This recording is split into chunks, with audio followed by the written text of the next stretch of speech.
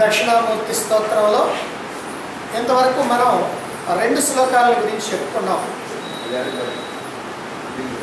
మొదటి శ్లోకంలో ఈ ప్రపంచం అద్దంలో కనిపించేటువంటి నగరం లాగా నిజంగా ఉన్నట్టే అనిపిస్తుంది, కానీ అది నిజం కాదని, కేవలం అది ప్రతిబింబం వంటిదే అని మనం తెలుసుకున్నాం. అలాగే ప్రపంచం మన మనస్సులో కల్పించబడినటువంటిది. ఈ మనసు ఉన్నంతకాలం మాత్రమే ఈ ప్రపంచం కనిపిస్తుంది. మనస్సు లేనప్పుడు ఈ ప్రపంచం కనిపించదు. కనుక మనస్సులోనే కల్పించబడి అనుభవించబడతా ఉన్నది ఈ ప్రపంచము అని తెలుసుకున్నాం. అలాగే కలలో లాగా, స్వప్నంలో లాగా ఈ ప్రపంచం మన యొక్క మనస్సు లోపలే ఉన్నది, అయినప్పటికీ బయట ఉన్నట్టుగా కనిపిస్తూ ఉంది అని కూడా తెలుసుకున్నాం. అంటే 3 విషయాలు మొట్టమొదటి శ్లోకంలో చెప్పారు. ప్రపంచం ప్రతిబింబం మాత్రమే, అది సత్యం కాదు. మనస్సులో కల్పించబడిందే, సత్యం కాదు. కలలోలాగా మన లోపల మాత్రమే ఉంది, అయినప్పటికీ బయట కనిపిస్తున్నది, కాబట్టి స్వప్నం వంటిదే అని, ఈ జగత్తు యొక్క అస్తిత్వం ఏమీ లేదు, ఇది కేవలం భ్రమ అనేటువంటి విషయాన్ని చెప్పారు.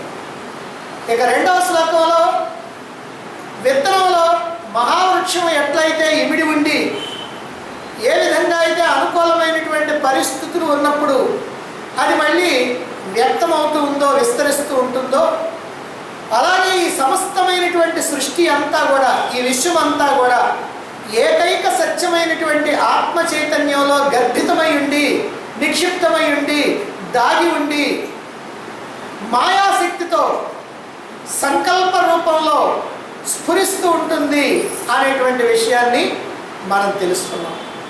ఇప్పుడు 2 శ్లోకాల ద్వారా ఈ జగత్తు అనేటువంటిది అది నిజం కాదు అనే విషయం స్పష్టం. పాము నిజం కాదని, తాడు మీద ఆరోపించబడింది అనేటువంటి విషయాన్ని మనం ఎట్లా గ్రహిస్తున్నామో, అక్కడ తాడు ఉన్నది అనేటువంటి సంగతి తెలియక దాన్ని మనం చీకట్లో పాము అని అనుకుంటున్నాం. కాబట్టి పాము నిజం కాదు. మనం ఏం చేస్తున్నామంటే తాడు మీద ఆరోపిస్తున్నాం పాము. అదే ప్రకారంగా మనం చూసేటువంటి ఈ జగత్తు నిజం కాదని, నామరూపాలతో కూడినటువంటి వైవిధ్యభరితమైనటువంటి ఈ ప్రపంచం, ఈ జగత్తు సత్తు చిత్తు ఆనంద స్వరూపమైనటువంటి ఆత్మ చైతన్యం మీద ఆరోపించబడిందని, ఆత్మ మీద, పరమాత్మ మీద ఆరోపించబడిందని మనం ఇంతవరకు స్పష్టం చేసుకున్నాం ఈ ఉదాహరణలతో సహా. మరి ఇటువంటి పరిమితులతో కూడుకున్నటువంటి వైవిధ్యభరితమైనటువంటి సుఖదుఖ మిశ్రితమైనటువంటి సుఖదుఖాలతో కూడుకున్నటువంటి నామరూపాలతో కూడి ఉన్నటువంటి మిథ్య, నిజంగా లేనే లేదు అయినప్పటికీ కనిపిస్తుంది అనుకున్నటువంటి ఈ ప్రపంచంలో మనం ఇరుక్కొని ఇదే సత్యమని అనుకొని ఇందులో తిరుగాడుతూ సుఖదుఖాలు పొందుతూ ఇక్కడ నాకేదో కావాలి, అది ఉంటేనే నాకు సుఖం, లేకపోతే నాకు సుఖం లేదని భావిస్తూ వాటి కోసం పరుగులు తీస్తూ, అందితే ఆనందిస్తూ, అందకపోతే దుఃఖిస్తూ, ఈ ప్రకారంగా గమ్యం అనేటువంటిది లేకుండా సంచరించేటువంటి మానవుడు పరమాత్మకి దూరంగా వెళ్ళిపోతున్నాడు. ఈ ప్రపంచంలో మనం ఎంతగా ఇరుక్కున్నామో అంతగా పరమాత్మకి మనం దూరం అయిపోతున్నాం. ఈ ప్రపంచం సత్యం అని అనుకున్నప్పుడు ఇందులో ఇరుక్కుంటాం. ఇక్కడ ఉన్నటువంటి డబ్బు, ఆస్తులు, భార్య, బిడ్డలు, మిత్రులు, బంధువులు, ఇలా అన్నీ కూడా ఏవైతే ఉన్నాయో వీటన్నిటితో నేను హాయిగా ఆనందంగా ఉంటాను, సుఖంగా ఉంటాను అని అనుకుంటూ ఇక్కడ ఉన్నటువంటి వస్తువులు, ఇక్కడ ఉన్నటువంటి విషయాలు, ఇక్కడ ఉన్నటువంటి భోగాలు, వీటన్నిటిలో మునిగిపోయి వాటి కోసమే మన జీవితం అంతా కూడా అర్పించి ఇలాగనే తిరుగుతూ ఉంటే ఈ ప్రపంచంలోనే ఉండిపోతే పరమాత్మకి మనం దూరం అయిపోతున్నాం. ఇంకా ఇంకా కష్టాల పరంపరను ఎదుర్కొంటా ఉన్నాం. ఇలా ఎదుర్కొంటూ కష్టాలు పొందుతూ దుఃఖాలు పొందుతూ ఈ సంసార జనన మరణ చక్రంలో పుట్టడం చావటం, పుట్టడం చావటం, పుట్టడం చావటం, మళ్ళీ తల్లి గర్భంలో ప్రవేశించడం, పుట్టడం మళ్ళీ చావటం అనేటువంటి జనన మరణ సంసార చక్రంలో మనం ఇరుక్కుపోతూ ఉన్నాం. అలా కాకుండా తరుణోపాయం ఏమిటి, ఇందులో నుంచి మనం తప్పించుకునేటువంటి మార్గం ఏమిటి, ఈ సంసార జన్మ మరణ చక్రంలో నుంచి తప్పించుకొని మళ్ళీ జన్మంటూ లేకుండా శాశ్వతమైనటువంటి ఆనందాన్ని పొందేటువంటి పద్ధతి ఏమిటి, ఆ అవకాశం ఏమిటి, ఆ ఉపాయం ఏమిటి, దానికి ఏం చేయాలి, మానవుడు తరించడానికి ఆ మార్గం ఏమిటో దాన్ని ఇప్పుడు ఈ 3వ శ్లోకంలో మనకి తెలియజేయబోతున్నారు ఆచార్య శంకరులు. ఆ 3వ శ్లోకం ఏమిటో చూడండి. ఇప్పుడు యస్యైవ స్ఫురణం సదాత్మకం అసత్కల్పార్థకం భాసతే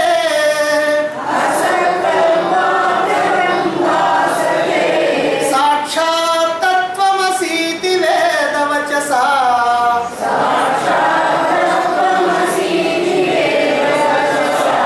యో బోధయత్యాశ్రితాన్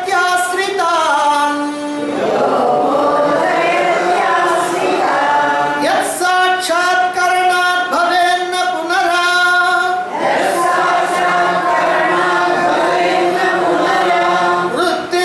వృత్తిర్భవాంభోనిధౌ తస్మై శ్రీ గురుమూర్తయే నమ ఇదం.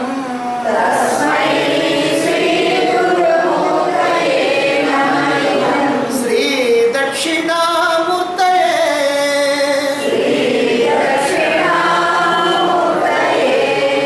యస్యైవ స్ఫురణం సదాత్మకం, యస్య ఏ పరమాత్మ యొక్క సదాత్మకం సద్రూపమైనటువంటి స్ఫురణం చైతన్యం అసత్కల్పార్థకం భాసతే అసద్రూపమైనటువంటి జగత్తుగా ప్రతిభాసిస్తున్నదో ప్రకాశిస్తూ ఉన్నదో, ఏ పరమాత్మ యొక్క సద్రూపమైనటువంటి చైతన్యం అంటే పరమాత్మ యొక్క చైతన్యమే ఇక్కడ జగత్తుగా మనకు కనిపిస్తూ ఉంది. ఇంతకుముందు ఎన్నో శ్లోకాల్లో ఎన్నో సందర్భాల్లో మనం చెప్పుకున్నాం. ఏ పరమాత్మ యొక్క సద్రూపమైనటువంటి చైతన్యం అసద్రూపమైనటువంటి జగత్తుగా ఇక్కడ ప్రకాశిస్తూ ఉన్నదో, యహ ఏ పరమాత్మ ఆశ్రితులైనటువంటి వారికి నీవే దిక్కు అని వచ్చినటువంటి వాళ్ళకి తత్వమసి ఇది వేదవచస తత్వమసి అనేటువంటి వేదవాక్కుల ద్వారా సాక్షాత్ బోధయతి అపరోక్షంగా బోధిస్తూ ఉన్నారు. యత్ సాక్షాత్కరణాత్ ఏ పరమాత్మ సాక్షాత్కారం వల్ల భవ అంబోనిధౌ ఈ జనన మరణ సంసారంతో జనన మరణాలతో కూడినటువంటి సంసార సాగరంలో అంబోనిధౌ సంసార సాగరంలో పునరావృత్తి తిరిగి ప్రవేశం నా భవేత్ లేకుండా పోతుందో ముక్తి కలుగుతుందో. తస్మై శ్రీ గురుమూర్తయే అటువంటి శ్రీ గురుమూర్తి అయినటువంటి శ్రీ దక్షిణామూర్తయే ఇదం నమ ఆ దక్షిణామూర్తికి ఇదిగో నమస్కరిస్తున్నాను. ఈ శ్లోకంలో 3 విషయాల్ని ఇక్కడ చెప్పడం జరిగింది. ఏ పరమాత్మ యొక్క సద్రూపమైనటువంటి చైతన్యం అసద్రూప జగత్తుగా భాషిస్తూ ఉందో, పరమాత్మ చైతన్యమే ఇక్కడ జగత్తుగా ఉంది. పరమాత్మ ఏమో సద్రూపం, జగత్తేమో అసద్రూపం. పరమాత్మ ఏమో సత్యం, జగత్తేమో అసత్యం. ఇది మిథ్య. ఆ సత్యమైనటువంటి పరమాత్మ ఈ మిథ్య అయినటువంటి జగత్తుగా భాషిస్తూ ఉన్నాడు. అలాగే ఏ పరమాత్మ ఆశ్రితులైనటువంటి వారికి తత్వమసి మహావాక్యం ద్వారా అపరోక్షంగా బోధ చేస్తూ ఉన్నాడు, ఏ పరమాత్మ సాక్షాత్కారం వల్ల ఈ జనన మరణ రూప సంసార చక్రం నుంచి విడుదల పొంది ముక్తిని పొందుతున్నారో, అదిగో ఆ గురుమూర్తి అయినటువంటి అయినటువంటి దక్షిణామూర్తికి ఇదిగో నేను నమస్కరిస్తున్నాను అని ఇక్కడ మనకి 3 విషయాల్ని తెలియజేస్తూ ఉన్నారు. సద్రూప పరమాత్మ, పరమాత్మ యొక్క స్వరూపం ఏంటంటే సత్స్వరూపం. జగత్తు యొక్క స్వరూపం ఏంటంటే అసత్స్వరూపం. కాబట్టి అసత్స్వరూపమైనటువంటి ఈ జగత్తుగా భావించబడేటువంటి సద్రూపమైనటువంటి పరమాత్మ దక్షిణామూర్తే. ఎందుకని ఇక్కడ ఏ పరమాత్మ ఏ పరమాత్మ ఏ పరమాత్మ అని చెప్పి అటువంటి దక్షిణామూర్తికి నమస్కారం అంటారు. అంటే పరమాత్మ దక్షిణామూర్తి కనుక ఈ అసద్రూపమైనటువంటి ఈ జగత్తుగా భావించబడేటువంటి సద్రూపమైనటువంటి ఆ పరమాత్మ దక్షిణామూర్తి అని, అలాగే తత్వమసి వేదవాక్యాల ద్వారా మహావాక్యాల ద్వారా బోధించేటువంటి పరమాత్మ, ఆశ్రితులైనటువంటి వారికి బోధించేటువంటి పరమాత్మ శ్రీ దక్షిణామూర్తి అని, ఏ పరమాత్మ సాక్షాత్కారంతో ఈ జనన రూప సంసార చక్రం నుంచి బయటపడతామో మోక్షాన్ని పొందుతామో ఆ పరమాత్మ దక్షిణామూర్తి అని ఇక్కడ చెప్పిన దాన్ని బట్టి ఈ శ్లోకంలో గురువు పరమాత్మ ఒక్కరే అని అభేదాన్ని చెప్పటం, ఇలా చెప్పటం వల్ల శంకరాచార్యుల వారు అద్భుతమైనటువంటి నైపుణ్యాన్ని చూపించారు. అన్ని పరమాత్మకు సంబంధించినటువంటి విషయాలు చెబుతూ చివరికి ఏం చెప్పారు, అటువంటి గురుమూర్తి దక్షిణామూర్తికి నమస్కారము అని. అంటే పరమాత్మ దక్షిణామూర్తే అని. అయితే ముందుగా ఇక్కడ అసద్రూపమైనటువంటి జగత్తు, సద్రూపమైనటువంటి పరమాత్మ అన్నాడు. సద్రూపమైనటువంటి పరమాత్మ అసద్రూపమైనటువంటి జగత్తుగా ఎలా వచ్చాడు? ఇది కొంతమంది జిజ్ఞాసులకి సందేహం. అందుకని వాళ్ళు ఏమంటారంటే జగత్తు కనుక అసద్రూపమైతే పరమాత్మ కూడా అసద్రూపమేనండి. ఆ మాట చెప్పడానికి ఒక ఉదాహరణ చెప్తారు. విత్తనం కాస్త చెట్టు అయితే విత్తనం నశిస్తుంది కదా, కాబట్టి అలాగనే పరమాత్మ కూడా నశించాలి, పరమాత్మ జగత్తుగా మారితే పరమాత్మ కూడా నశించాలి అని. అయితే వాళ్ళ యొక్క సందేహాన్ని తీర్చడానికి నిన్ననే మనం చెప్పుకున్నాం. ఇక్కడ ఏమిటంటే విత్తనం చెట్టు అయినట్టుగా, పాలు పెరుగైనట్టుగా పరిణామవాదం కాదు ఈ జగత్తు ఏర్పడినటువంటి విధానం. పరిణామవాదం అంటే పాలు పెరుగుగా మారుతాయి, తోడేసి కాచి చల్లార్చి తోడేస్తే పెరుగుగా మారుతుంది. పెరుగుగా మారిన తర్వాత పాలు కూడా ఉంటాయా? ఉండవు. అలాగే విత్తనం చెట్టుగా మారుద్ది, విత్తనం ఉంటుందా? ఉండదు. ఈ ప్రకారంగా ఒక వస్తువు మరొక వస్తువుగా మారితే, పరిణామం చెందితే మొదటి వస్తువు లేకుండా పోతుంది. కానీ ఇక్కడ ఈ జగత్తు ఏర్పడినటువంటి విధం ఏమిటంటే పరిణామవాదం కాదు, ఇది వివర్తవాదం. వివర్తవాదం అంటే ఏమిటి? ఉన్నది ఉన్నట్టుగా ఉండి మరొక రకంగా కనిపించడం, తాడు తాడుగానే ఉండి పావుగా కనిపించడం, అలాగే పరమాత్మగానే ఉండి ప్రపంచంగా కనిపించడం. పరమాత్మగానే ఉండి ప్రపంచంగా కనిపించడం అంటే ఎవరికి కనిపిస్తుంది? అజ్ఞానంలో ఉన్నటువంటి వాళ్ళకి కనిపిస్తుంది.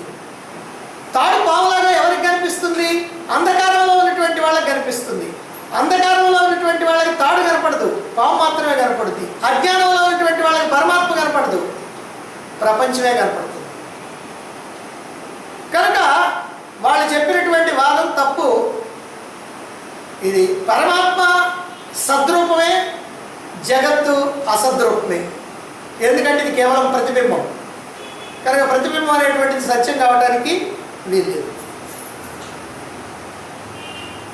అలాగే అటువంటి దక్షిణామూర్తి అంటే ఆ సద్రూప పరమాత్మే దక్షిణామూర్తి అని ఇక్కడ చెప్పడంతో శంకరాచార్యుల వారు గురువుకి పరమాత్మకి ఏ భేదము లేదు అనేటువంటి అభేదాన్ని చాలా అద్భుతంగా, చాలా నైపుణ్యంగా ఇక్కడ మనకి తెలియజేయటం జరిగింది. గురువుని మానవ మాత్రుడిగా కాకుండా సాక్షాత్తు పరమాత్మగా స్తుతించడం వల్ల ఈ శ్లోకాల్లో చెప్పబడినటువంటి భావం అంతా కూడా చక్కగా అర్థం చేసుకుంటారనేటువంటి భావన కూడా అంతర్లీనంగా అక్కడ ఉంది. అంతేకాకుండా ఈ శ్లోకాలన్నింటిలో, ఈ శ్లోకమే కాదు 10 శ్లోకాల్లో కూడా గురువుని పరమాత్మగా స్తుతించడం అనేటువంటిది ప్రత్యేకంగా ఇక్కడ ఉంది. అందుకనే ప్రతి శ్లోకంలో 3 పాదాలు మాత్రం జ్ఞానాన్ని గురించి చెబుతూ 4వ పాదం గురువుకి కేటాయించడం జరిగింది. భగవంతుని ప్రతినిధిగా గురువుని భావించకుండా సాక్షాత్తు భగవంతుడిగానే గురువుని భావించడం దైవానుగ్రహం పొందడానికి దగ్గర దారి అని చెప్పకనే చెప్పినట్లయింది. పరమాత్మకి ప్రతీకగా గురువుని కనుక భావిస్తే గురువు వేరు, పరమాత్మ వేరు. కానీ పరమాత్మకి ప్రతీక కాకుండా పరమాత్మే గురువు అని కనుక భావిస్తే అప్పుడు దైవానుగ్రహం అనేటువంటిది చాలా దగ్గరగా అందుకోవటానికి వీలవుతుంది.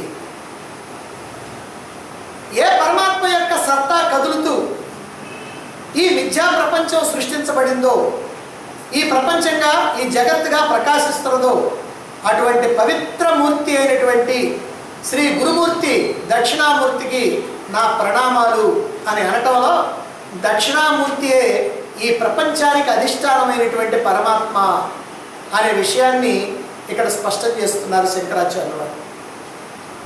మనం ఎప్పుడు చెప్పుకుంటాం ఈ జగత్తుగా సత్యం కాదు, కానీ పరమాత్మగా మాత్రం సత్యం. అంటే ఈ జగత్ అనేటువంటిది నిజంగా లేదు, కానీ నిజంగా ఉన్నది ఏమిటంటే పరమాత్మ. దాన్ని ఇక్కడ ఏం చెబుతున్నారు, ఈ జగత్తంతా కూడా పరమాత్మ అని మనం చెప్తే జగత్తంతా కూడా దక్షిణామూర్తి అంటున్నారు. అంటే దక్షిణామూర్తే పరమాత్మ అని. జగత్తంతా పరమాత్మ, జగత్తంతా దక్షిణామూర్తి అంటే దక్షిణామూర్తే పరమాత్మ అనేటువంటి విషయాన్ని మనకి ఇక్కడ చెప్తున్నారు. శంకరాచార్యుల వారి యొక్క హృదయంలో పరమాత్మకి గురువుకి భేదం లేదు అనేటువంటి విషయం ఈ శ్లోకాల ద్వారా మనకి తెలుస్తుంది. ఈ ప్రపంచానికి, ఇందులో ఉన్నటువంటి వస్తువులకి స్వతహాగా ఉనికి లేదు, సత్తా లేదు. అందుకే ఆచార్య శంకర్లు ఈ ప్రపంచాన్ని అసత్కల్పార్థకం భాసతే అని చెప్పారు. అసత్కల్పార్థకం అన్నారు. అంటే అసత్తుతో కల్పించబడింది. సత్ అంటే ఉన్నది, అసత్ అంటే లేనిది. అంటే లేని దానితో కల్పించబడింది, అంటే మాయ చేత కల్పించబడింది. సత్యరహితమైనటువంటిది, సత్యమైనటువంటిది కాదు, స్వతహాగా సత్యం కాదు. స్వతహాగా అక్కడ వస్తువు లేకపోయినా కూడా ఉన్నట్టుగా మనకి భ్రమ గొల్పేటట్టుగా చేస్తూ ఉన్నది. ఎలాగా? ఏమంటే అసలు అక్కడ వస్తువు ఏమీ లేకపోయినా ఉన్నట్టుగా ఎందుకు భ్రమ కలుగుతూ ఉంది?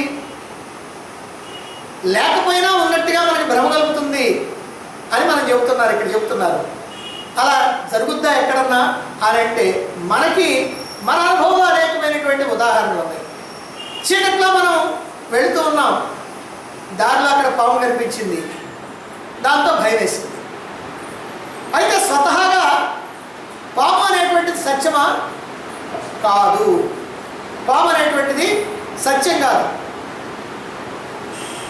ఆ విషయం మనకి వెలుతురులో తెలుస్తుంది, చీకటి పోతే తెలుస్తుంది. అంటే అక్కడ పాము లేదు కానీ పాము ఉన్నది అనేటువంటి భ్రమ కలిగింది చీకట్లో ఉన్నప్పుడు. దాంతో మనం భయం కలిగింది. పాము ఉన్నది అని అనుకున్నాం, దాంతో మనకి భయం కలిగింది. అయితే అసలు సత్యం ఏమిటి? అక్కడ పాము లేనే లేదు, తాడు మాత్రమే ఉంది. త్రాడు కనుక లేకపోయినట్లయితే పాము అనేటువంటి భ్రమ కూడా కలిగేది కాదు. కాబట్టి తర్కబద్ధంగా కనుక మనం ఆలోచించినట్లయితే ఆ కనిపించినటువంటి పాముకి ఆధారం ఏమిటంటే త్రాడు. అక్కడ కనిపించినటువంటి పాముకి ఆధారం త్రాడే. ఈ విషయాన్ని మనం ఖచ్చితంగా చెప్పొచ్చు, మన అనుభవంలో ఉన్నటువంటి విషయం. అంటే తాడు యొక్క ఉనికి మన మనోకల్పితమైనటువంటి పాముకి, తద్వారా పాము ఉన్నది అని అనుకోవటం వల్ల కలిగినటువంటి భయానికి కారణం అన్నమాట. అంటే అక్కడ తాడు ఉండటమే, ఆ తాడు ఉండటం వల్ల, చీకటి కావటం వల్ల పాము ఉన్నదని అనుకోవటానికి, పాము ఉండటం వల్ల భయం కలగటానికి, ఈ రెండింటికి కూడా కారణం. ఇదే తాడుకి పాముకి మధ్యలో ఉన్నటువంటి సంబంధం కానిటువంటి సంబంధం. సంబంధం కాని సంబంధం అని ఎందుకు చెబుతున్నామంటే ఉన్నది ఒక్కటే, అక్కడ రెండు లేవు. ఉన్నది ఒక్కటే తాడు. పాము అనేది అసలు లేదే లేదు, ఎప్పుడు లేదు. చూస్తున్నప్పుడు లేదు, చూడనప్పుడు లేదు. దీన్నే అధ్యాస అన్నారు, దీన్నే మాయ అన్నారు. తాడు అనేటువంటి సత్యం అగ్రహణం వల్ల, అంటే ఉన్నదని తెలియకపోవటం వల్ల, పాము అనేటువంటి భ్రమ అన్యదా గ్రహణం అంటే మరొక రకమైనటువంటి భావన కలగటం ఇక్కడ జరిగింది. దాని కారణంగా భయం అనేటువంటిది కలిగింది. ఇదే విధంగా మనం చూసేటువంటి ఈ ప్రపంచం మన చేత గుర్తించబడి అనుభవించబడుతూ ఉన్నటువంటి సమస్తమైనటువంటి నామరూపాలు కూడా కేవలం భ్రమాత్మకమైనటువంటివి మాత్రమే. మనం చూసేటువంటి ప్రపంచము, ఈ ప్రపంచంలో ఉన్నటువంటి వస్తువులు, విషయాలు అన్నీ కూడా నిజం కాదు, కేవలం భ్రమాత్మకమైనటువంటివి. అయితే ఇవి ఇలా కనిపించడానికి కారణం ఏమిటి? వీటికి ఏదో ఒక ఆధారం ఉండాలి. అక్కడ పాము కనిపించడానికి ఆధారంగా తాడుంది, మరి ఇక్కడ ఈ జగత్తు కనపడటానికి కూడా ఆధారంగా ఏదో ఉండాలిగా. ఏమిటది అని అంటే అదే పరమాత్మ. అంటే ఈ కనిపించేటువంటి జగత్తుకి ఆధారము, అధిష్టానము అయినటువంటిది పరమాత్మ, ఆత్మ చైతన్యం. అదే అసలు సత్యం. కాబట్టి ఆత్మే సర్వానికి కారణం. కనిపించేటువంటి ఈ ప్రపంచం నిజంగా ఆత్మ చైతన్యమే, పరమాత్మ చైతన్యమే. అక్కడ కనిపించేటువంటి పాము నిజంగా తాడు, ఇక్కడ కనిపించేటువంటి జగత్తు నిజంగా పరమాత్మ. చీకటిలో ఉన్నంత వరకు కూడా సత్యాన్ని తెలుసుకోలేము, తాడును చూడలేము, పాము కనపడుతూ ఉంటుంది. అజ్ఞానంలో ఉన్నంత వరకు కూడా సత్యాన్ని తెలుసుకోలేము, పరమాత్మని చూడలేము, ప్రపంచంగానే భావిస్తూ ఉంటాం. మరైతే ఏమండి ఇంత గోల ఎందుకంటే అసలు? ఏ ప్రపంచమే పరమాత్మ అని అనుకోబడి ప్రపంచమే అనుకుంటే ఇప్పుడు మనకు సొమ్యం పోయింది. పరమాత్మ కూడా ఉన్నాడు ఎక్కడో చోట, ఇక్కడేమో ప్రపంచం ఉంది, రెండు ఉన్నాయిలే అని అనుకుందాం. ఏమవుతుంది, మనకేమో నష్టం అని అనుకోవచ్చు. ఏమిటంటే మనము ఈ ప్రపంచ భ్రమలో ఎంతకాలం అయితే ఉంటామో, ఈ ప్రపంచం సత్యమని ఎంతకాలం అయితే అనుకుంటామో, ఈ ప్రపంచం సత్యమని అనుకోవడంతోనే ఇందులో ఉన్నటువంటి విషయాలు, వస్తువులు, అనేకమైనటువంటి ఆకర్షణలు మనం ఎప్పుడైతే లాగేస్తూ ఉంటాయో, వాటి కోసం మనం జీవితం అంతా ఎప్పుడైతే ప్రయత్నం చేస్తూ ఉంటామో, ఎప్పుడైతే అందులోనే మనం ఇరుక్కొనిపోతూ ఉంటామో, దాని కారణంగా మనం అనేకమైనటువంటి సుఖ దుఃఖాలను పొందుతూ ఉండాలి. బాధల్ని, భయాల్ని, అలసడుల్ని, ఆందోళనల్ని, అశాంతిని, ఉద్రేకాలని, వీటన్నింటినీ కూడా పొందుతూ ఉండాలి. వీటన్నిటి నుంచి మనం ఎట్టి పరిస్థితుల్లో కూడా తప్పించుకోలేము. వీటన్నిటి కారణంగా మళ్ళీ మళ్ళీ మనం ఈ జనన మరణ చక్రంలో ఇరుక్కుంటున్నాం. ఎందుకు జనన మరణ చక్రంలో ఇరుక్కుంటున్నాం? ఈ ప్రపంచం సత్యం అనుకుంటున్నాం, ఇందులో వస్తువులు నాకు సుఖాన్ని ఇస్తాయి అనుకుంటున్నాం, సుఖాన్ని ఇస్తాయి కాబట్టి వాటిని కావాలనుకుంటున్నాం, కావాలనుకుంటున్నాం కాబట్టి కర్మలు చేస్తున్నాం, కర్మలు చేస్తున్నాం కాబట్టి కర్మఫలాలు వస్తాయి, ఈ కర్మఫలాలు అనుభవించడం కోసం మళ్ళీ జన్మలు వస్తాయి. అంటే ఈ జన్మ మరణ చక్రంలో, ఈ సంసార జన్మ మరణ చక్రంలో దీన్ని అంబోనిధవు అని అన్నారు. అంటే ఇదో సాగరం. సాగరంలో ఎట్లయితే అలలు వస్తూ వస్తూ వస్తూ వస్తూ ఉంటాయో, మళ్ళీ పడిపోతూ ఉంటాయో, మళ్ళీ వస్తూ ఉంటాయో, మళ్ళీ పడిపోతూ ఉంటాయో, మళ్ళీ వస్తూ ఉంటాయో, నువ్వు ఎంతసేపు అన్నా చూడు సముద్రం ఒడ్డున కూర్చొని అలలు వస్తూనే ఉంటాయి. ఒక తెలివి కలిగినటువంటి దీశాలి అన్నాడంట, సముద్రం ఒడ్డున కూర్చున్నాడు స్నానానికి వెళ్ళిపోయి. ఏమయ్యా స్నానం చేయడానికి రాలేదు సముద్రంలో కంటే, ఉండండి అలలు తగ్గిన తర్వాత వస్తానన్నాడు. ఆ అలలు తగ్గేది లేదు, ఈయన స్నానం చేసేది. అంటే ఎప్పటికీ కూడా అలలు తగ్గవు, అట్లా పోతానే ఉంటాయి. అలాగనే మనకు కూడా ఇంతే, ఈ జన్మలు అలా వస్తానే ఉంటాయి. ఈ జన్మల్లో ఇన్ని రకాలైనటువంటి కష్టాలు పడుతున్నాం కదా, దుఃఖాలు పడుతున్నాం కదా, ఆందోళన చెందుతున్నాం కదా, అశాంతి చెందుతున్నాం కదా. ఎందుకని విరక్తి కలగటం లేదు? ఎందుకని మనం ఇంకా మళ్ళీ జన్మ వద్దు నాయనా, ఈ జన్మ వద్దు నాకు ఎందుకు అని అనుకోవే? ఈ జన్మలో వచ్చినటువంటి కష్టాలకి, దుఃఖాలకి, బాధలకి ఆత్మహత్యలు చేసుకొని సరిపోయేటువంటి వాళ్ళు ఎంతమందో ఉన్నారు కదా. మరి అటువంటి వాళ్ళు కూడా ఆ క్షణంలో సరిపోతున్నారే కానీ, ఆ ఉద్రేకంలో సరిపోతున్నారే కానీ, ఒక్క క్షణం కనుక ఆగితే మళ్ళీ చాలా కాలం బ్రతకాలనుకుంటారు. ఎందుకని? ఏముందని? ఏదో సుఖం రాకపోతుందా చూద్దాం, ఇప్పుడు కష్టం వచ్చింది తర్వాత సుఖం రాకపోతుందా అని. మరి సుఖం వచ్చింది, తర్వాత మళ్ళీ కష్టం వస్తుందిగా. అంటే దీర్ఘంగా ఆలోచించేటువంటి శక్తి లేక, అసలు ఇలాంటి అవకాశం ఒకటి ఉన్నదని కూడా తెలియక, అయ్యా జన్మ కనుక లేకుండా పోతే కష్టాలు లేకుండా పోతాయి, దుఃఖాలు లేకుండా పోతాయి కనుక జన్మ లేకుండా చేసుకుందాం, అలాంటి మార్గం నాకు ఎవరు చెప్తారు అనేటువంటి ఆలోచన రాక ఆ సుడిగుండంలో పడి ఇరుక్కొని అందులోనే తిరుగుతూ ఉన్నారు. తెలిసినటువంటి వాళ్ళు కూడా అందులోనే తిరుగుతూ ఉన్నారు. ఎందుకంటే జన్మరాహిత్యం అనేటువంటిది ఒకటి ఉంది. ఈ సంసార జన్మల చక్రం నుంచి తప్పించుకోవడానికి ఒక అవకాశం ఉంది. కాబట్టి మనం ఈ జన్మ లేకుండా మోక్షాన్ని పొందేటువంటి మార్గం ఏమిటో ఆలోచిద్దాం, దానికి మార్గాన్ని చెప్పేటువంటి వాళ్ళు ఎవరో వాళ్ళని ఆశ్రయిద్దాం, దానికి చేయాల్సిన సాధన ఏదో చేద్దాం అనేటువంటి ఆలోచన లేకుండా తెలిసినప్పటికీ కూడా మళ్ళీ ప్రపంచంలోనే ఇరుక్కుపోయి ఈ ప్రాపంచికమైనటువంటి విషయాలే ప్రధానం అనుకొని వాటికి ప్రథమ ప్రాధాన్యత ఇచ్చి, ఒకవేళ ఇస్తే దీనికి ద్వితీయ ప్రాధాన్యత ఇస్తాం, లేకపోతే తృతీయ ప్రాధాన్యత ఇస్తాం, అంతే తప్ప దీనికి ప్రథమ ప్రాధాన్యత ఇచ్చి దాన్ని అవతలికి నెట్టడం అనేటువంటిది జరగటంలా.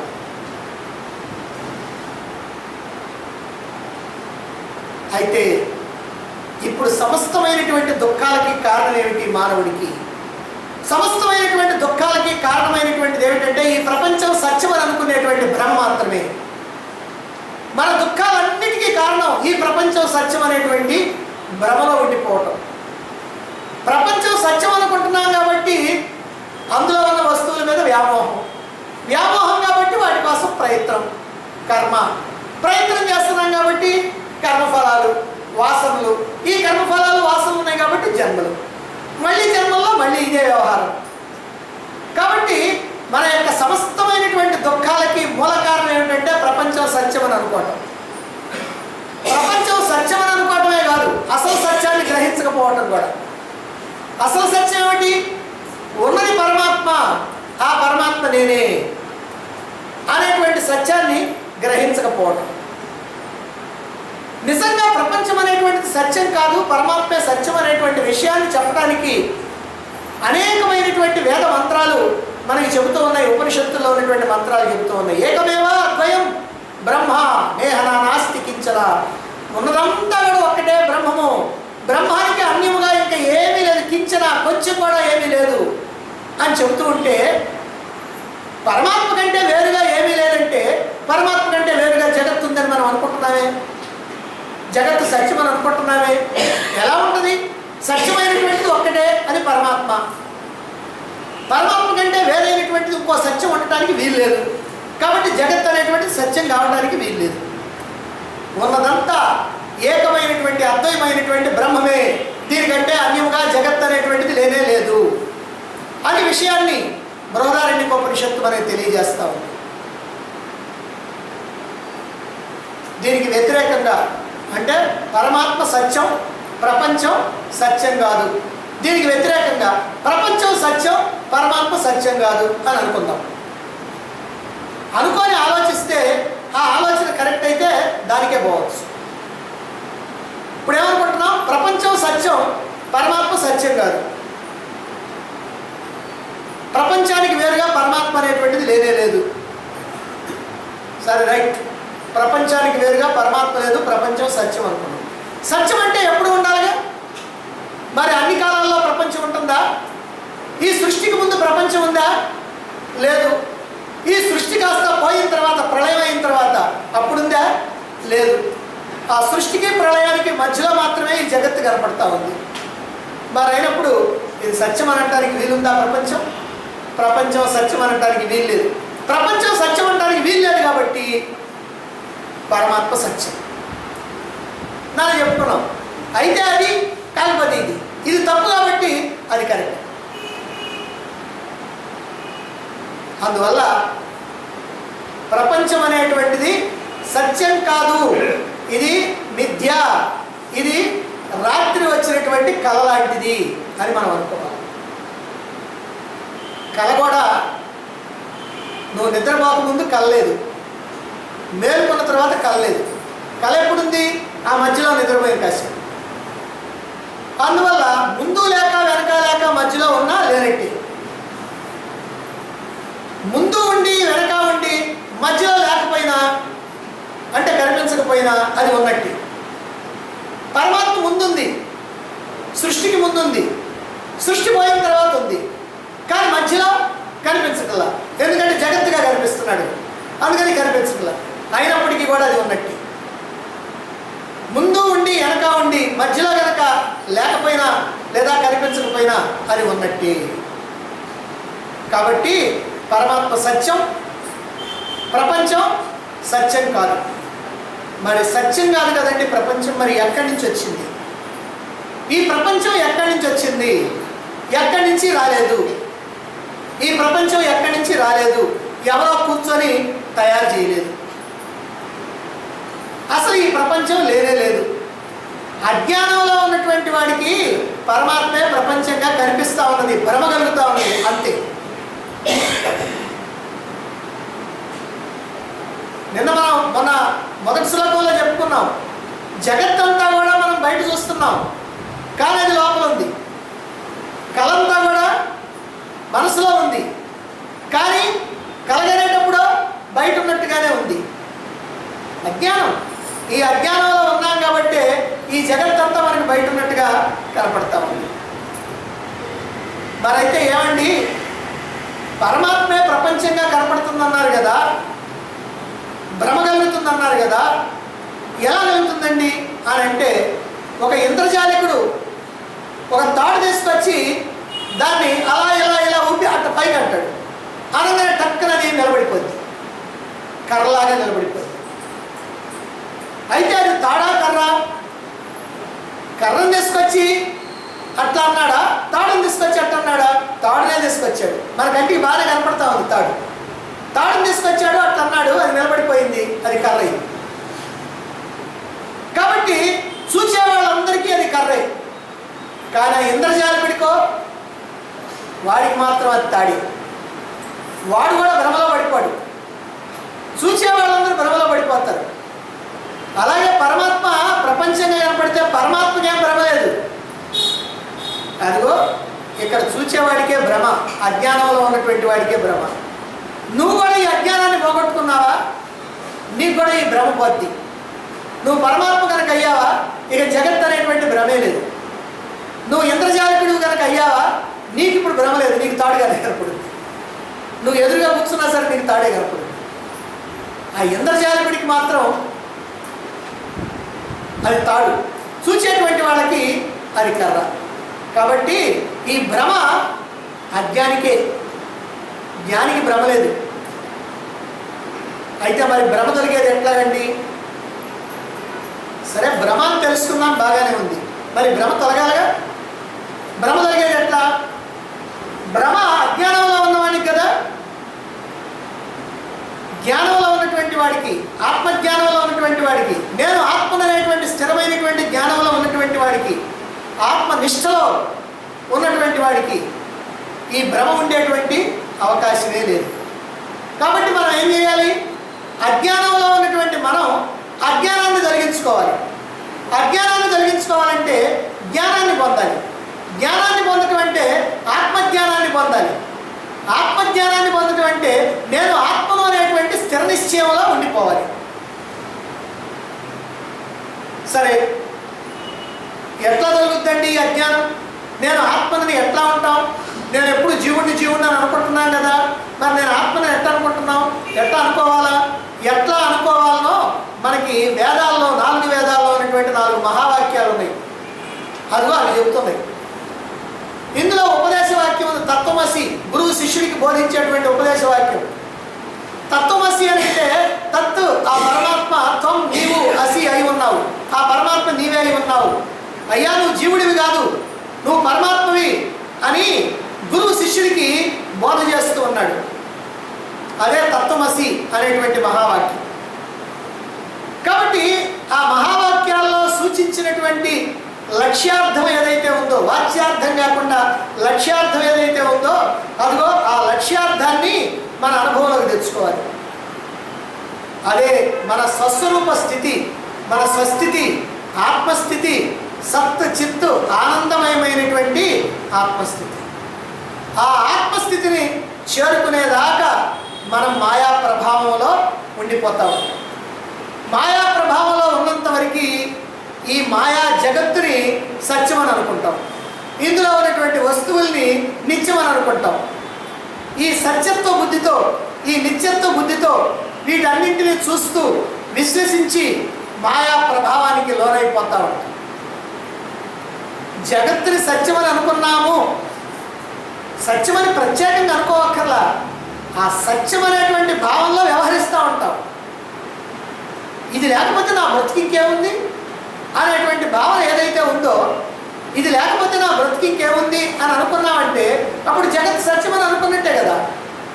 కాబట్టి ఈ జగత్తు సత్యం అనేటువంటి భ్రమలో ఎంతవరకు అయితే మనం ఉన్నామో అంతవరకు కూడా మనం మాయా ప్రభావంలో ఉన్నట్టు. దారి తెన్ను కానకుండా దుఃఖ సముద్రంలో మనం మునిగిపోతూ ఉన్నట్టు.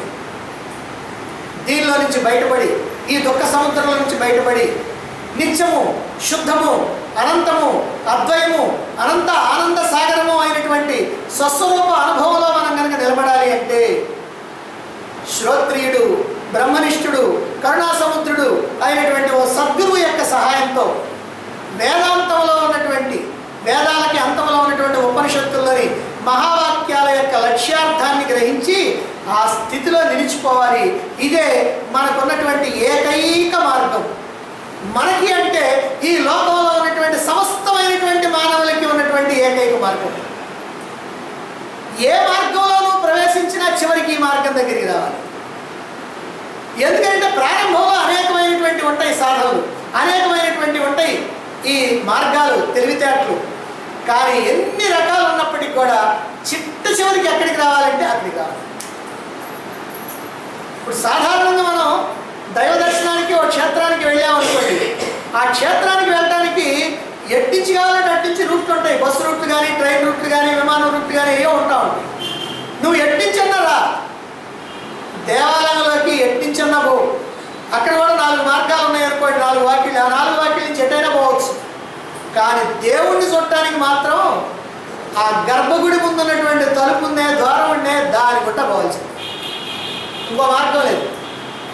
ఇప్పుడు తిరుపతికి అన్ని ఊళ్ళ నుంచి వస్తారు జనం. అటు మద్రాసు నుంచి వస్తారు, ఇటు శ్రీకాకుళం నుంచి వస్తారు, ఒరిస్సా నుంచి వస్తారు, బొంబాయి నుంచి వస్తారు, అన్ని పక్కల నుంచి వస్తారు. కానీ అక్కడికి పోయిన తర్వాత ఆ క్యూలో అలా పోయి అదిగో ఆ దేవుణ్ణి చూడాలంటే అదిగో ఆ గర్భగుడిలో ఉన్నటువంటి దేవుణ్ణి చూడాలి. అదే మార్గం, ఇంకో మార్గం లేదు. కాబట్టి ఇక్కడ కూడా నీ భ్రమను తొలగించుకోవాలన్నా, ఈ సంసార జన్మమరణ చక్రం నుంచి బయటపడాలన్నా, నీ అజ్ఞానాన్ని పోగొట్టుకొని జ్ఞానంలో, ఆత్మజ్ఞానంలో నువ్వు నిలవాలన్నా నీకున్నటువంటి ఏకైక మార్గం ఏమిటి అని అంటే ఇదిగో మహావాక్యాల యొక్క లక్ష్యార్థాన్ని నువ్వు గ్రహించాల్సిందే. గ్రహించి ఆ లక్ష్యార్థం ఏదైతే ఉందో ఆ స్థితిలో నువ్వు నిలిచిపోవాలి. అయితే ఏమన్నా తేలిక ఈ విషయం? తేలికని ఎట్లా చెప్తాను చెప్పడానికి వీలు. నిజంగా అటువంటి గురువు లభించడం కానీ, మహావాక్యాల యొక్క లక్ష్యార్థం అర్థం చేసుకోవటం కానీ అంత తేలికైనటువంటి విషయం కాదు. ఎందుకనంటే అసలు బంధంలో ఉన్నాను, అజ్ఞానంలో ఉన్నాను కాబట్టి తరించాలి అనేటువంటి ఆలోచన రావాలి అన్నా కూడా పూర్వజన్మ సుకృతం ఉండాలి. అసలు నేను బంధంలో ఉన్నాను, నాకు మోక్షం కావాలి, నేను అజ్ఞానంలో ఉన్నాను, నాకు ఆత్మజ్ఞానం కావాలి అనేటువంటి ఆలోచన రావాలంటే నీకు పూర్వజన్మ సుకృతం ఉంటేనే ఆలోచన వస్తుంది. సాధారణ ఇక్కడ మనం ఏమనుకుంటున్నామంటే అదిగో మా పక్కింటి ఆయన చెప్పాడండి, బజార్లో ఉన్నాయని చెప్పాడండి, అదిగో మా స్నేహితుడు చెప్పాడండి అని అంటాం.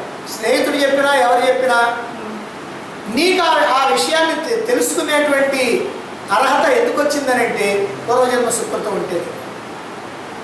మరి సద్గురువు లభించటం, ఆయన బోధన అర్థం చేసుకొని ఆ స్థితిలో నిలవటం అనేక జన్మల్లో భగవంతుడిని ఆశ్రయించినటువంటి వారికే తప్ప, భగవంతుడి యొక్క అనుగ్రహాన్ని పొందినటువంటి వారికే తప్ప మిగిలినటువంటి వాళ్ళకి సాధ్యం కాదు. మరి ఈ విషయాన్ని మీరందరూ తెలుసుకున్నారు అంటే మీరందరూ కూడా అనేక జన్మల్లో సుకృతం చేసుకున్నటువంటి వాళ్ళే.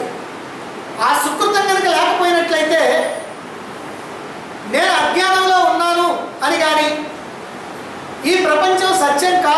అని కానీ, నేను బంధంలో ఉన్నాను కనుక నాకు మోక్షం కావాలి అని కానీ ఇలాంటి ఆలోచనే రాదు. ఆలోచన రావటం, ఆ ఆలోచనని కార్యరూపంలో పెట్టుకోవటానికి ఒక మార్గాన్ని వెతుక్కోవటం, ఆ మార్గంలో ప్రయాణించడం, ఇదంతా కూడా మనం పూర్వజన్మ సుకృతం. మనకి తెలియదు. అందుకని అప్పుడప్పుడు మనం అంటుంటాం అదృష్టం అంటే అంటాం. ఏదైనా మన కనుక వస్తే అదృష్టం అంటాం. అదృష్టం అంటే ఏమిటి? దృష్టము కానిది అదృష్టం. దృష్టం అంటే మనకు కనపడదు. దృష్టం అంటే కనపడేది, అదృష్టం అంటే కనపడింది. ఏమిటి కనపడింది? ఏదో ఉంది. మనం చేసినటువంటి పూర్వజన్మ సుకృతం ఏదైతే ఉందో అదిగో అదే ఇప్పుడు మనకు అదృష్టం. అదిగో దానివల్లనే మనం తెలుసుకోగలుగుతున్నాం. అందుకే ఈ శ్లోకంలో ఉన్నటువంటి 2వ పాదంలో ఏం చెప్పారు శంకరాచార్య వారు? ఆశ్రయించినటువంటి వారిని తత్వమసి, అదే నీవు అని స్వయంగా వేదవాక్కుల ద్వారా ఎవరు బోధిస్తారో అటువంటి పరమాత్మ అయినటువంటి దక్షిణామూర్తికి నమస్కారము అన్నారు. కాబట్టి భగవంతుని కనుక ఆశ్రయిస్తే, గురువుని కనుక ఆశ్రయించినట్లయితే, భగవంతుని అయినటువంటి గురువుని కనుక ఆశ్రయించినట్లయితే తత్వమసి, అదే నీవు, ఆ పరమాత్మ నీవే అనేటువంటి వేదవాక్కుల ద్వారా, మహావాక్యాల ద్వారా బోధించేటువంటి ఆ గురువైనటువంటి దక్షిణామూర్తికి నమస్కారం అంటున్నారు. అంటే భగవంతుడిని మర్చిపోయి మాయకి లోబడిపోయి ఈ మాయ కల్పించి చూపించేటువంటి ఈ ప్రపంచంలో ఇరుక్కుపోయేటువంటి వాడికి ఈ దుఃఖపూరితమైనటువంటి జన్మ మరణ సంసార చక్రం తప్పదు. భగవంతుడిని మర్చిపోయినటువంటి వాడికి, భగవంతుడిని మర్చిపోయావా అంటే ప్రపంచంలో ఇరుక్కున్నావని అర్థం. ఈ ప్రపంచంలో ఇరుక్కున్నావా అంటే ఈ సంసార జన్మమరణ చక్రం అనేటువంటిది తప్పదు. సంసార జన్మమరణ చక్రం ఉంటే దుఃఖపూరితమైనటువంటి జీవితాన్ని గడపాల్సినటువంటి అవసరం ఉంటుంది. అలాగా పరమాత్మని కనుక శరణు పొందితే తమేవ శరణం గచ్చ సర్వభావేన భారత, భగవద్గీతలో చెప్పారు. రమణ మహర్షికి ఎంతో ఇష్టమైనటువంటి శ్లోకం ఇది.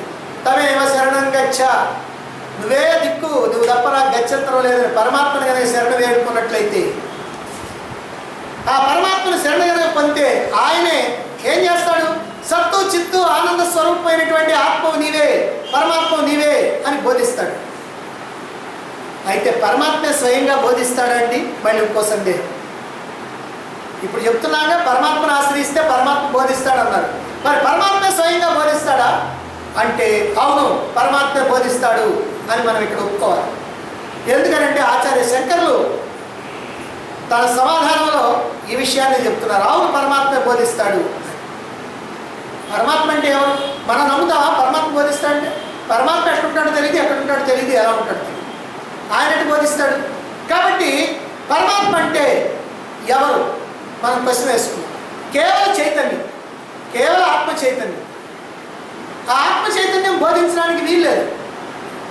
మరి కనుక పరమాత్మ చైతన్యం గురువు యొక్క రూపంలో నీకు బోధించడం జరుగుతుంది.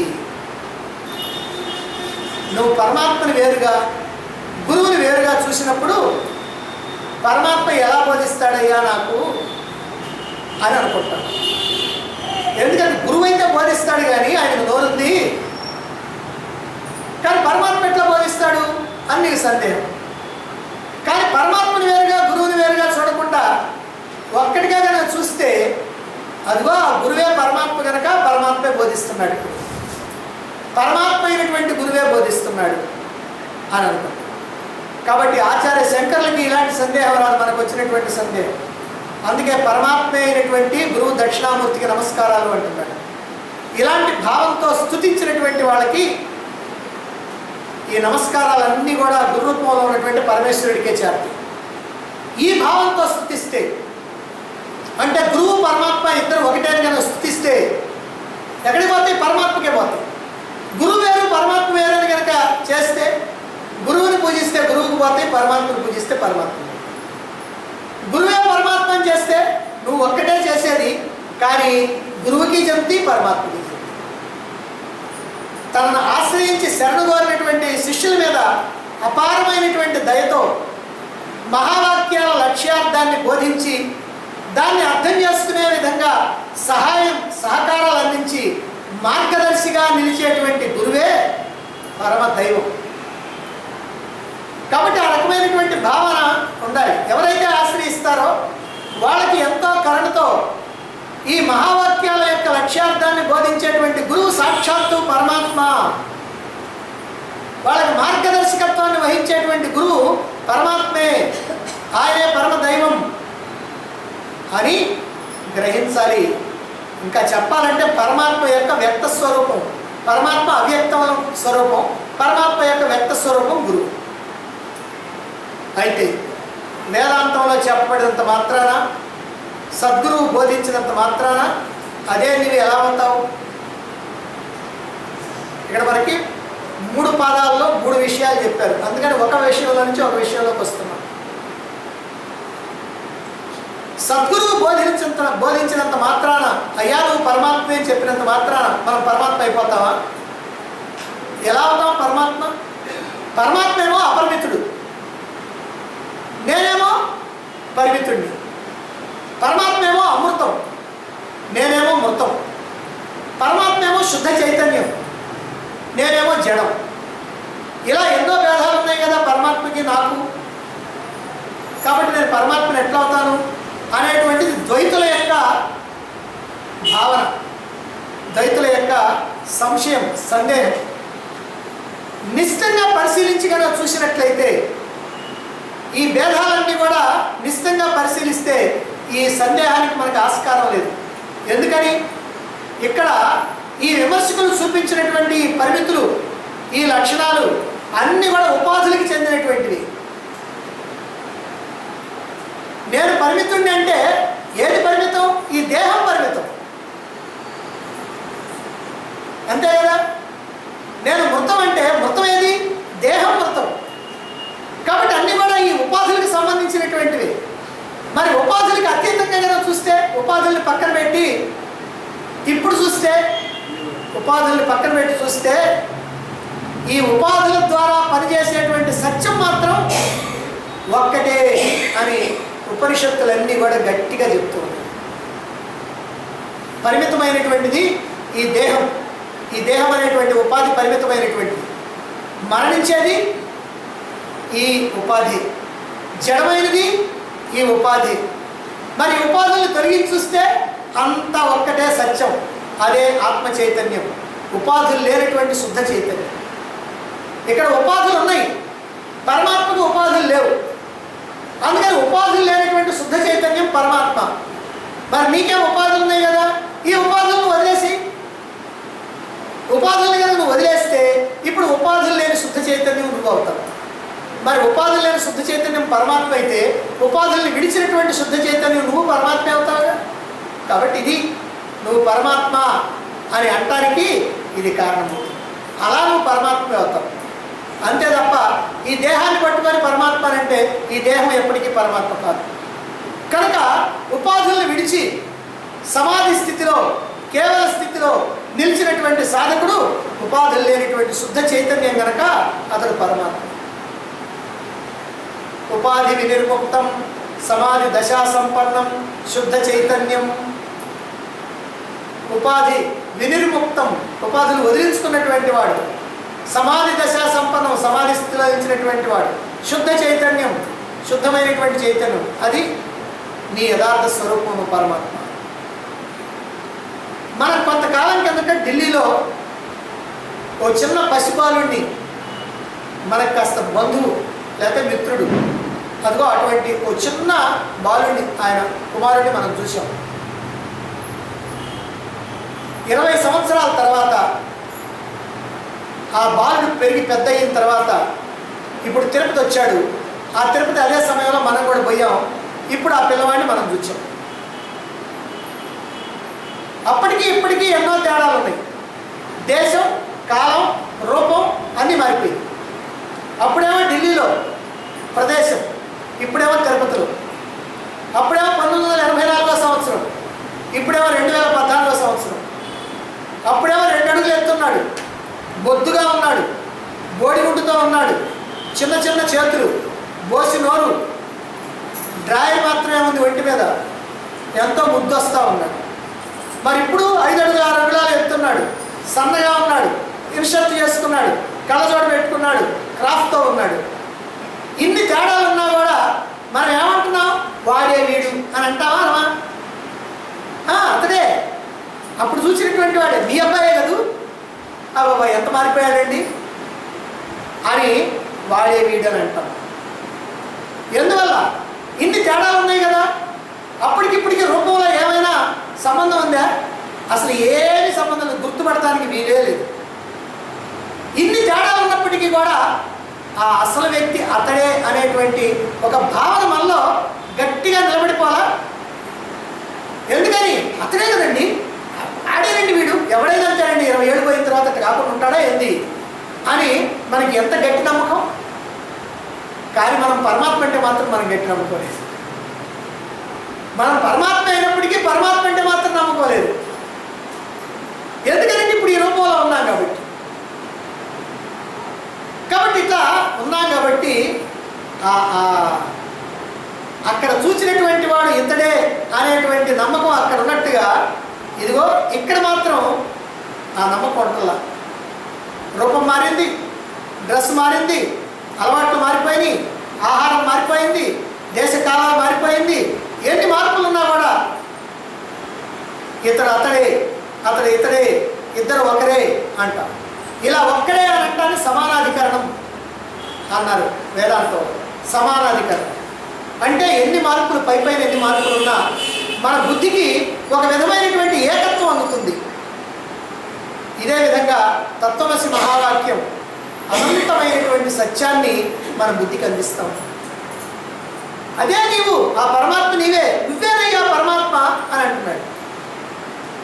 తెలిసినటువంటి వాడు ఆ మాట అంటున్నాడు, నువ్వే పరమాత్మ అంటున్నాడు. వీడే వాడు అని అంటున్నావు, తెలిసినటువంటి వాడు. కాబట్టి ఈ విధంగా తత్వమసి మహావాక్యం మనకి ఈ అనంతమైనటువంటి సత్యాన్ని మన బుద్ధికి అందిస్తుంది. ఈ ఉదాహరణ ద్వారా మనం తెలుసుకోవాలి.